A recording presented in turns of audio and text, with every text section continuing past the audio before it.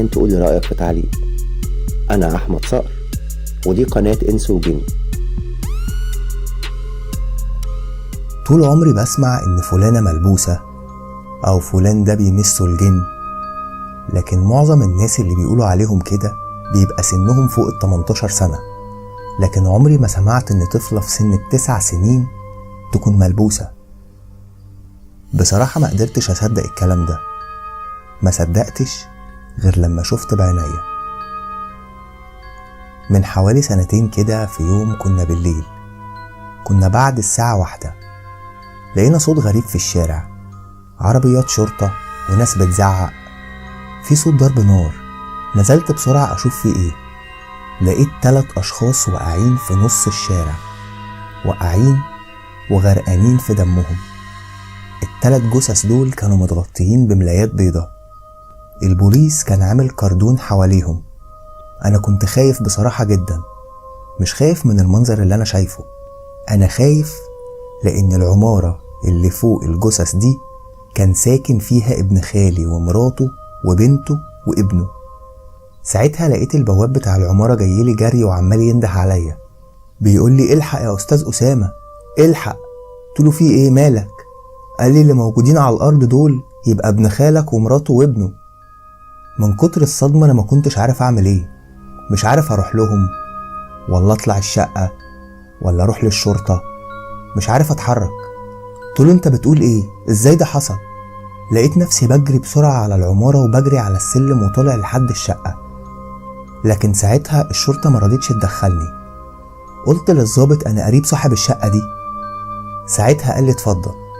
دخلت الشقة، لقيت الشقة كلها متكسرة كأني كان فيها حرب، دم على الحيطان، كل العفش متدغدغ ومرمي على الأرض. ما كنتش مصدق اللي أنا شايفه. الغريب إن ابن خالي محمد كان عنده ولد وبنت. سهام بنته الصغيرة لقيتها قاعدة في ركن في الصالة وعمالة تعيط. ندهت عليها طبعا، لقيتها جايالي جري وفضلت تعيط قوي وهي في حضني وتقول لي الحق يا خالو، دول ضربوا نفسهم بالنار، ضربوا نفسهم بالنار ووقعوا من البلكونة. والبنت كانت منهارة. ساعتها الضابط بصلها وقال لها وانتي كنت فين يا حبيبتي؟ قالت له انا كنت مستخبية، استخبيت ورا باب الصالون، شفتهم كانوا بيزعقوا، بس لما كانوا بيزعقوا انا ما كنتش فاهمة بيقولوا ايه. وبابا بدأ يضرب اخويا بالنار، وبعدها ضرب ماما وشالهم ورماهم من البلكونة، ووقف على السور وضرب نفسه بالمسدس في بطنه، وساعتها وقع هو كمان. انا خفت وفضلت اعيط وفضلت قاعدة كده لحد ما عبده البواب طلع واتصل بيكم وانتوا جيتوا. بصلي الضابط كده وقال لي حضرتك بما انك قريبي القتيل فياريت تحتفظ بالطفلة، وبكرة هنستناكم في القسم علشان نقفل المحضر وهناخد اقوالك واقوالها. قلت له تمام حاضر. فعلا اخدتها ورحت البيت. طبعا انا مش عارف اقول لهم ايه لاني كانوا ساعتها كلهم نايمين. صحيت امي بهدوء كده وبدأت احكي لها اللي حصل واحدة واحدة. طبعا ما كانتش متخيلة اللي انا بحكيه ده انه حقيقي، كانت مفكراني بهزر. وبعد ما اقنعتها اديتها البنت علشان تنام في حضنها لحد الصبح. بعد كده رحنا القسم وقلنا اقوالنا وخلصت التحريات والدفن. الموضوع اتقفل على اني ابن خالي كان عنده حالة نفسية هي السبب في كل اللي حصل. وعدى شهر وبدأت الحياة تبقى طبيعية. سهام بقت تنام مع ماما كل يوم في أوضتها. بعد أسبوع ماما بدأت تقول لي حاجات غريبة كده، بتقول لي يا ابني أنا أوقات بخاف من البت دي. نظرة سهام شكلها غريب قوي. بالليل وهي نايمة بتفضل تقول كلام أنا مش فاهماه، وملامح وشها كمان بتتغير. أنا مش عارفة يا ابني أنا بيتهيألي ولا اللي بشوفه صح. لحد امبارح بالليل لقيتها قامت من جنبي ووقفت في نص الأوضة ورفعت إيديها لفوق وقالت اللي طلبتوه أخدتوه، نفذوا طلباتي وكونوا أعوان ليا.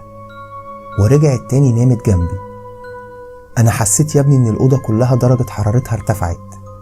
حسيت إن أنا في نار كأني في شهر أغسطس. فضل الإحساس ده موجود لحد أذان الفجر. ما كنتش قادرة أتحرك، كأني متسمرة في السرير. وأول ما الفجر أذن ساعتها بس قدرت أتحرك. قمت صليت، وبصراحة يا ابني خفت أنام جوه تاني. نمت في الصالة. بصيت لأمي كده وقلت لها معقول ده يا ماما؟ يا ماما ما البنت بتلعب قدامنا طول النهار ومفيش أي حاجة بتظهر. إيه اللي انتي بتقوليه ده بس؟ ده أنا حتى بحمد ربنا إن البنت بدأت ترجع لطبيعتها تاني وبدأت تلعب وبدأت تاكل زي الأول. يا أمي أكيد بيتهيألك، انتي بس زعلانة على محمد. قالت لي يا ابني أنا مش بخرف، هو أنا اتجننت؟ أنا هثبت لك كلامي. اليوم عدى عادي ونمنا، وصحيت الصبح لقيت ماما جايالي تقولي تعالى خد شوف. ادتني تليفونها ولقيتها مصورة سهام وهي واقفة في نص الأوضة بتقول نفس الكلام الغريب اللي كانت ماما بتقولي عليه. ولقيت في ضوء أحمر متوجه على وشها.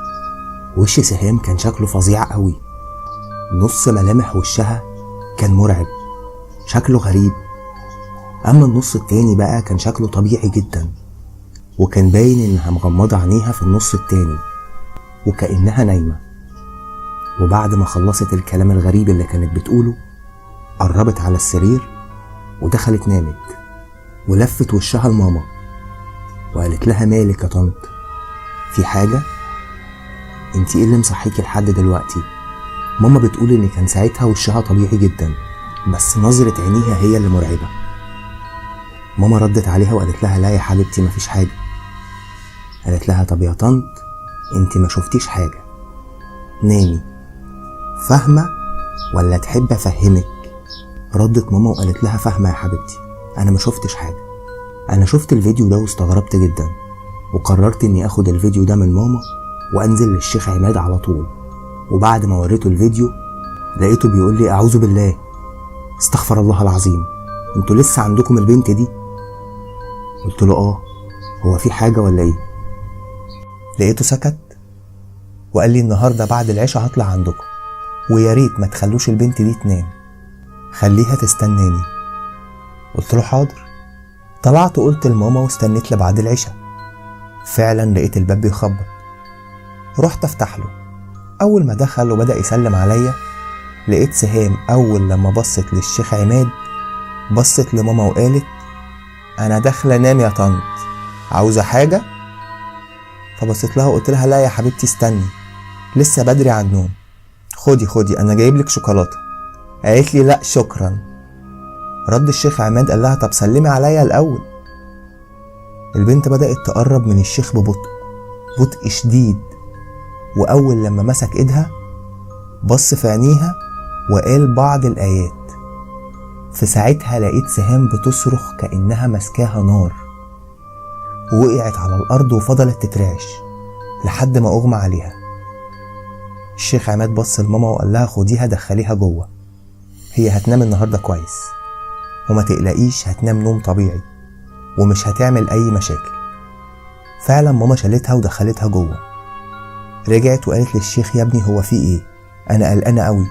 قال لها بصراحه يا حاجه ليكي حق انك تخافي، البنت دي ملبوسه وهي السبب في قتل ابوها واخوها ومامتها، بمعنى اصح قدمت عيلتها قرابين للشيطان.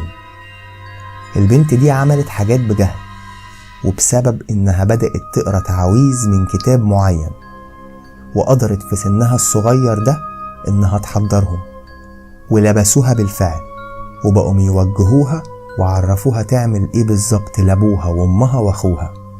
ويوم الجريمة هي ما كانتش في طبيعتها، وابوها لاحظ ده. قلت له طب وانت عرفت منين يا شيخ؟ عرفت منين كل التفاصيل دي؟ قال له ياه ما انا كنت موجود. قلت له موجود فين؟ قال لي كنت موجود في البيت عندهم.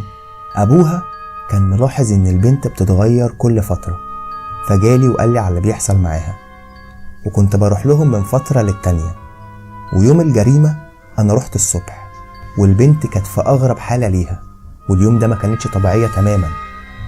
كنت بعمل للبنت دي جلسات قراءة قرآن، وكل فترة كانت البنت موضوعها بيتطور اكتر، لحد يوم الجريمة لما قعدت تزعق وتصرخ وساعتها مامتها هي اللي أصرت إن احنا نوقف الجلسة وإن أنا أمشي. ومشيت يا ابني، وحصل اللي حصل. قلت له طب احكي لي يا حاج الكتاب ده ايه اختاره، وسهام لقيته فين؟ قال لي يا ابني الكتاب ده كان موجود عند جدها، وبعد ما توفى ابوها احتفظ بمكتبة ابوه بالكامل في البيت عندهم. والبنت بمنتهى الجهل بدأت تقرا في الكتاب، وحصل اللي حصل. ويوم الجريمة بان عليها الشيطان قوي، وبقت قوتها مش طبيعية، كانت بتكسر في الشقة كلها. واما ابوها شاف المنظر ده ساعتها ندهلي ورحت، وبعد ما نزلت عرفت ان العيلة كلها ماتت وسهام بس هي اللي عايشة. واللي انا شاكك فيه يا ابني ان سهام هي اللي قتلتهم، وهي اللي رمتهم من البلكونة علشان يكونوا قربان للشيطان.